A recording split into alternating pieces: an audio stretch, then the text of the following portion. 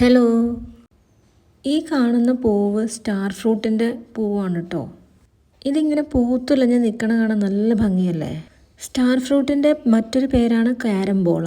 ഇതിൻ്റെ native south east ഏഷ്യയിലാണ്. ഇതിന് ഈ പേര് കിട്ടാൻ കാരണം ഇതിനെ ക്രോസ് വൈസ് ആയിട്ട് കട്ട് ചെയ്യുമ്പോൾ സ്റ്റാറിൻ്റെ ഷേപ്പ് ആയതുകൊണ്ടാണ് ഇതിൻ്റെ സ്റ്റാർ ഫ്രൂട്ട് എന്നുള്ള പേരും വരുന്നത്. സ്റ്റാർ ഫ്രൂട്ട് കിഡ്നി പേഷ്യൻസ് കഴിക്കുന്നത് അത്ര നന്നല്ല.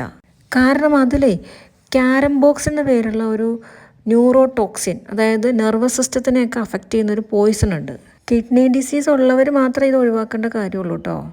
ഇത് ആദ്യം ഗ്രീൻ കളറിലും പിന്നീട് പഴുക്കുമ്പോൾ യെല്ലോ കളറിലേക്ക് മാറുന്നതാണ്. സാധാരണ ഒരു മൂപ്പെത്തിയ ഒരു ഗ്രീൻ കളറിലാണ് കുറച്ചും കൂടെ ടേസ്റ്റും ഫ്ലഷിയുമായിട്ട് എനിക്ക് ഫീൽ ചെയ്തിട്ടുള്ളത്. ന്യൂട്രീഷൻ്റെ കാര്യത്തിലും സ്റ്റാർ ഫ്രൂട്ട് പിന്നിലല്ല കേട്ടോ.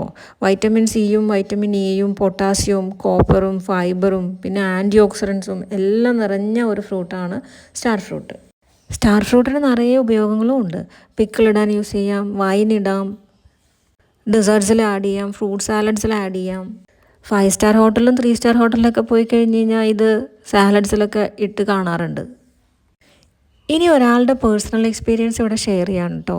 ഒരാൾക്ക് മൗത്ത് അൾസർ ഉള്ള സമയത്ത് ഈ സ്റ്റാർ ഫ്രൂട്ട് കഴിച്ചു കഴിഞ്ഞിട്ട് ഇമ്മീഡിയറ്റ് ആയിട്ട് ആ മൗത്ത് അൾസറിന് നല്ല റിലീഫ് കിട്ടി. പെട്ടെന്ന് തന്നെ അത് മാറുകയും ചെയ്തു. അപ്പോൾ ശരി, ഇനി അടുത്ത വീഡിയോയിൽ കാണാം.